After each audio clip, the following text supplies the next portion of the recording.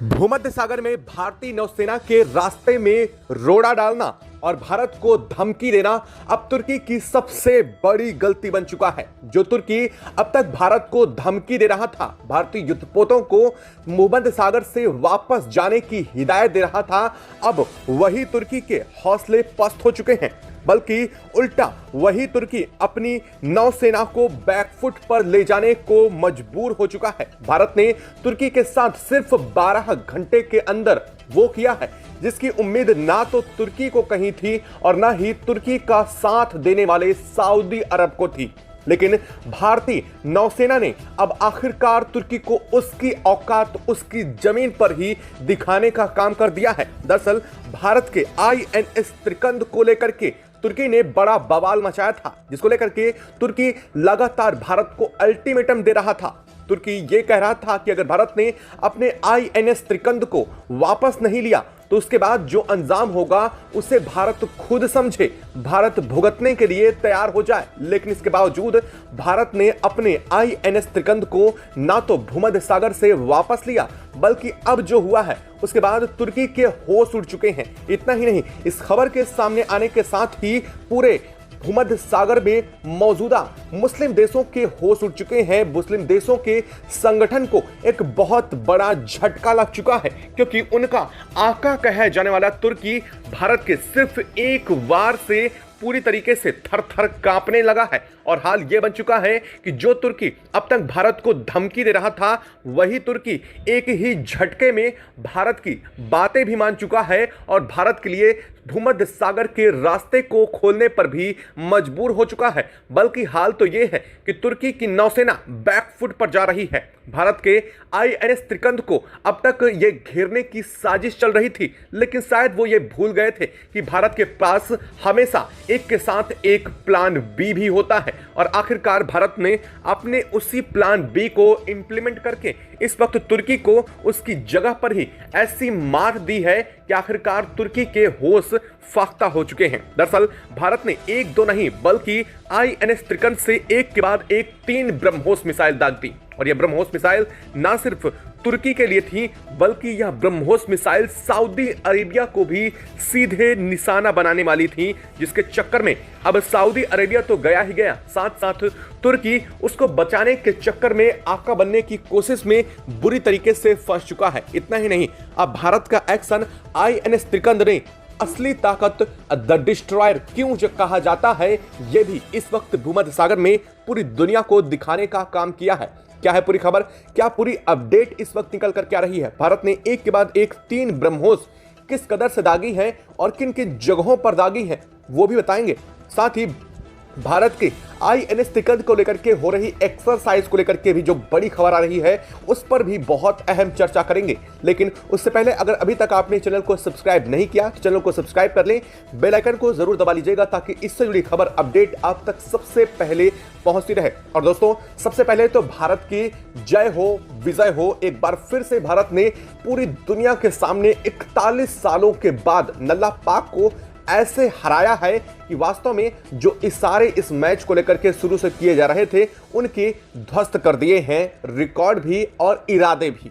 खैर, आप सबको इसकी बहुत बहुत शुभकामनाएं। और साथ साथ आप सभी से एक और अनुरोध है, आप देश के जिस भी कोने जिस भी जगह से बैठ करके हमारी इस वीडियो को देख रहे हैं उस जगह का नाम और अपना नाम भी कमेंट बॉक्स में जरूर लिख करके बता सकते हैं, ताकि हमें ये पता चले कि हमारी वीडियो देश के किन किन कोनों तक, हमारे किन किन व्यूअर्स तक पहुंच पा रही है और इसके लिए हम और भी आगे मेहनत करने के लिए मोटिवेट हो सके। दोस्तों, इस वक्त भारत ने ना सिर्फ खेल के मैदान में बल्कि वास्तव में असली सामरिक क्षमता में भी अपना सबसे बड़ा शक्ति प्रदर्शन किया है। और यह शक्ति प्रदर्शन ना सिर्फ भारत ने पूरी दुनिया के लिए किया है बल्कि एक देश को बचाने के लिए भी किया है, जिसकी वजह से भूमध्य सागर में इस वक्त भारत ने पूरी दुनिया को हिला करके रखा है। वास्तव में कहा जाए तो इस वक्त भारत ने पूरे भूमध्य सागर पर अपना कंट्रोल स्थापित कर दिया है, जिसके चलते भारत के इस बड़ी उपलब्धि के लिए और भारत की इस सामरिक और कूटनीतिक क्षमता के लिए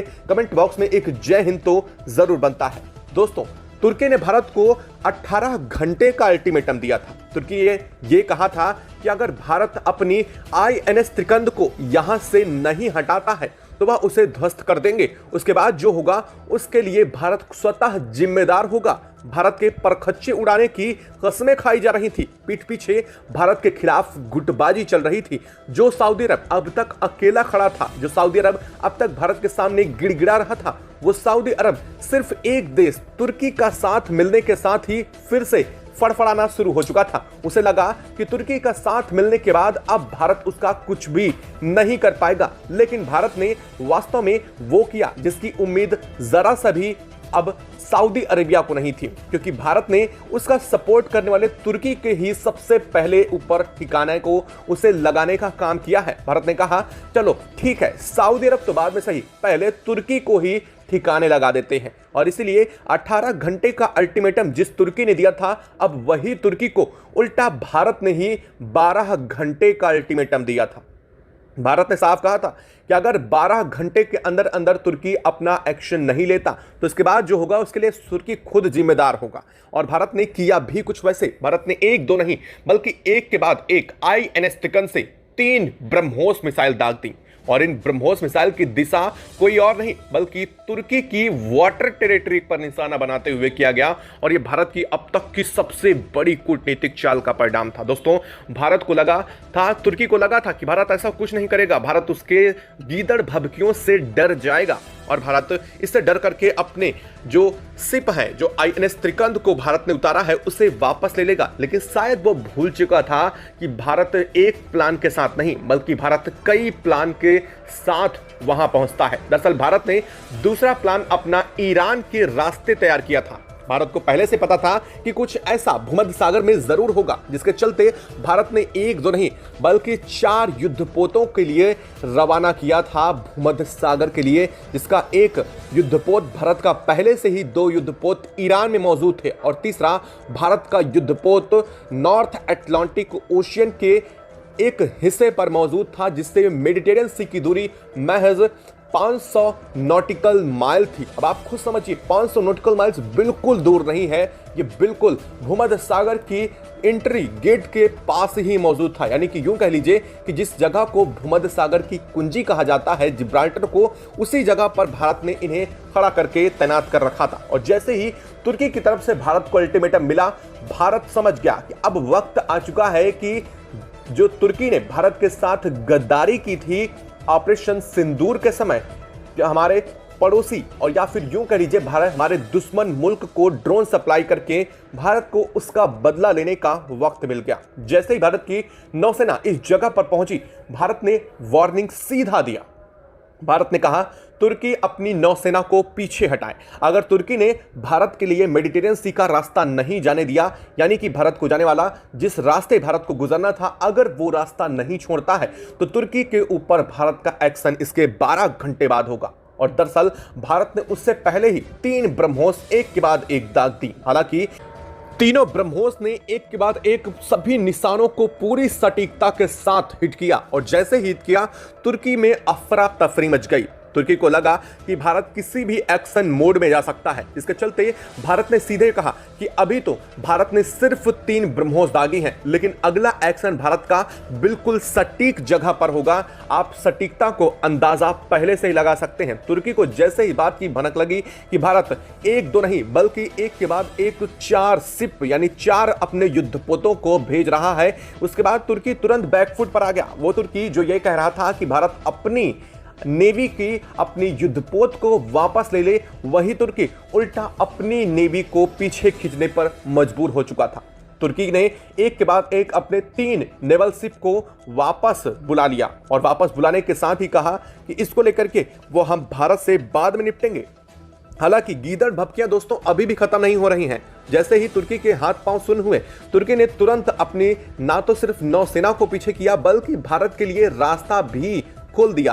दरअसल आपको बता दें कि इस वक्त भारत ग्रीस के साथ एक्सरसाइज कर रहा है, वो नेवल एक्सरसाइज में लिप्त है। वहां पर INS त्रिकंद नेवल एक्सरसाइज के लिए गया हुआ है। लेकिन जैसे ही इस थ्रेट को देखा गया, भारत ने जैसे ही थ्रेट पहचाना, भारत ने एक नहीं बल्कि 4 युद्धपोत भारत की तरफ से रवाना किए और ऐसे युद्धपोत जो एयर फाइटर को भी ले जाने के कैपेबल हैं, जिनमें पहले से ही भारत के सबसे खतरनाक फाइटर जेट मौजूद हैं और भारत का खुद का स्वदेशी फाइटर जेट भी उस शिप पर मौजूद है। खैर, काफ़ी चीज़ें सीक्रेट भी होती हैं जिन्हें रखना बेहद ज़रूरी होता है। उन चीज़ों के नाम भी आपको नहीं बता सकते, लेकिन आपको बता दें, भारत ने जो 4 युद्धपोत भेजे, उन युद्धपोतों में ना सिर्फ भूमध्य सागर को मथ करके रख दिया, बल्कि सिर्फ 4 घंटे के अंदर अंदर भूमध्य सागर के हर किनारे पर वही चारों युद्धपोत छा गए। एक तरफ तो आईएनएस त्रिकंद, उसके बाद ये 4 युद्धपोत और आईएनएस त्रिकंद की तरफ से भेजी गई 3 एक के बाद एक ब्रह्मोस मिसाइलों ने अपना ऐसे काम किया कि जो तुर्की पूरी तरह से भारत को दबाने की कोशिश में था, आखिरकार वो तुर्की सन्न होकर के बैठ गया। दरअसल आपको बता दें कि असल माजरा है क्या। भारत का ग्रीस के साथ एक्सरसाइज हो रही थी, जो कि नेवल एक्सरसाइज है, जिसमें भारत का आईएनएस त्रिकंड पहुंचा हुआ था। इसका यहां पर भाग लेना था और इस भाग लेने के बीच में ग्रीस के साथ जो एक्सरसाइज है वो तुर्की के बेहद करीब टेरिटरी के पास होने जा रही थी। तुर्की को लगा कि यह भारत के तरफ से उसके क्षेत्र में सेंधमारी की कोशिश चल रही है। भारत ने साफ किया कि ग्रीस के साथ उसकी एक्सरसाइज है जो पहले से प्री प्लान्ड है और भारत के साथ यह पहले से ही बातचीत हो रखी थी और ग्रीस के साथ यह एक्सरसाइज चलने वाली थी, लेकिन तुर्की ने कहा कि भारत उसके क्षेत्र में प्रवेश कर रहा है। खैर, बात आपको असल में बता दें कि तुर्की सोचता है कि भूमध्य सागर उसकी बपौती है, जो कि है नहीं, क्योंकि तुर्की के पास इतनी क्षमता नहीं है कि वह भूमध्य सागर को कंट्रोल कर सके। और सबसे बड़ी बात, भूमध्य सागर किसी का नहीं है। और सबसे बड़ी बात यह है कि भूमध्य सागर से लाल सागर के रास्ते होते हुए भारत का सबसे बड़ा व्यापार होता है। अगर भारत बिना कुछ कहे, बिना कुछ किए तुर्की को भूमध्य सागर के इस क्षेत्र में उसका अधिकार बढ़ाने की इजाजत देता रहा या भारत इस पर नहीं बोलता, तो एक समय ऐसा आ जाता कि तुर्की अपनी नौसेना और अपने बेस को यहां इतना मजबूत कर लेगा कि यहां से गुजरने से पहले भारत को तुर्की की इजाजत लेनी पड़ेगी, या ना सिर्फ भारत को बल्कि दुनिया के वो देश जो स्वेज नहर के रास्ते से, यानी भूमध्य सागर के स्वेज नहर और लाल सागर के रास्ते होते हुए अपने जहाजों को इंटर करते हैं, वो सब कुछ तुर्की के कंट्रोल में आ जाएगा। और भारत ने वही किया जो किसी भी एक जिम्मेदार देश को करना चाहिए था। भारत ने तुरंत अपने युद्धपोतों को मेडिटेरियन सी में उतार दिया, जहां पर तुर्की अपना इस वक्त स्थापित बढ़ाने की कोशिश कर रहा था। और भारत के 4 युद्धपोत और एक आईएनएस त्रिकंड, यानी कि टोटल मिलाकर के 5 युद्धपोतों के उतरने के साथ ही तुर्की के हौसले पस्त हो गए। दरअसल ये वैसे ही कुछ स्थिति है जैसे कि साउथ चाइना सी में चीन अपना पूरा का पूरा आधिपत्य जमाने की कोशिश करता है, वैसे ही तुर्की इस पूरे इलाके में अपने आधिपत्य को चाह रहा था। लेकिन भारत ने ना सिर्फ उसके हौसले पस्त किए, बल्कि उसके पूरे के पूरे इरादों को ही ध्वस्त कर दिया है। इस वक्त भारत ने साफ किया है कि अगर दोबारा से कोई भी चूं चपाट की जाती है या फिर कुछ भी करने की कोशिश तुर्की या सऊदी अरब की तरफ से की जाती है, तो इस बार निशाना और भी सटीक और भी सही जगह पर होगा, जिसका परिणाम और भी घातक हो सकता है। खैर, भारत के ब्रह्मोस इतनी ताकतवर है, इस बात का अंदाजा तुर्की को पहले से ही था, लेकिन उसे यह नहीं लगा था कि भारत तुर्की के इस ठिकाने के लिए ब्रह्मोस का इस्तेमाल कर सकता है।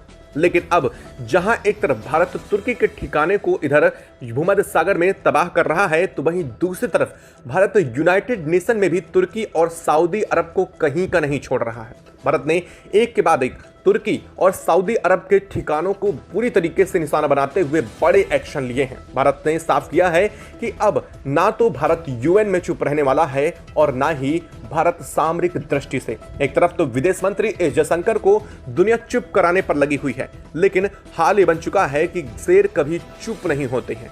भारत के विदेश मंत्री एस जयशंकर ने पूरी दुनिया के सामने एक बार फिर से तुर्की और सऊदी अरेबिया की पूरी पोल खोल करके रख दी है। उधर सऊदी अरेबिया और तुर्की के साथ साथ भारत ने यूएन में अमेरिका को भी बुरी तरीके से लथेड़ा है। हाल ये बन रहा है कि भारत को लेकर के जहां एक तरफ देशों का जनमत समर्थन इकट्ठा हो चुका है, भारत के वीटो पावर के स्थायी सीट को लेकर के बातचीत चल रही है, और यहीं दूसरी तरफ भारत इन देशों को भी किसी हाल में बख्शने को तैयार नहीं है। खैर, इन सब के बीच में भारत की एक और जय विजय एक बार फिर से याद आती है। किस तरह से भारत ने देर रात पूरी देश को एक बार फिर से जगाया और दिवाली से पहले एक ऐसी दिवाली मनाई जिसके लिए पूरा देश वास्तव में खुशी से झूम उठा है। यह खबर बेहद अच्छी थी और यह खबर भी उससे कहीं ज्यादा अच्छी है, क्योंकि वास्तव में इस ताकत की जरूरत भारत को आज नहीं बहुत पहले थी। लेकिन खैर, देर से सही लेकिन बिल्कुल सही दिशा में भारत ने कदम उठाया है। आपको क्या लगता है, क्या भारत को अब इस वक्त अपने भूमध्य सागर से सिर्फ हटाने चाहिए या फिर कुछ समय और भी अब तक यहां पर भारत को अपना दमदार एक्शन दिखाते रहना चाहिए? क्या लगता है कमेंट बॉक्स में लिख करके जरूर बताइएगा। साथ ही वीडियो को लाइक और चैनल को अगर अभी तक आपने सब्सक्राइब नहीं किया तो सबसे पहले चैनल को सब्सक्राइब कर लें और बेल आइकन को जरूर दबा लीजिएगा ताकि इससे जुड़ी खबर अपडेट आप तक सबसे पहले पहुंचते हैं। और हाँ दोस्तों, जाने से पहले अपनी जगह और अपने शहर का नाम कमेंट बॉक्स में लिखना बिल्कुल भी मत भूलिएगा। जय हिंद दोस्तों।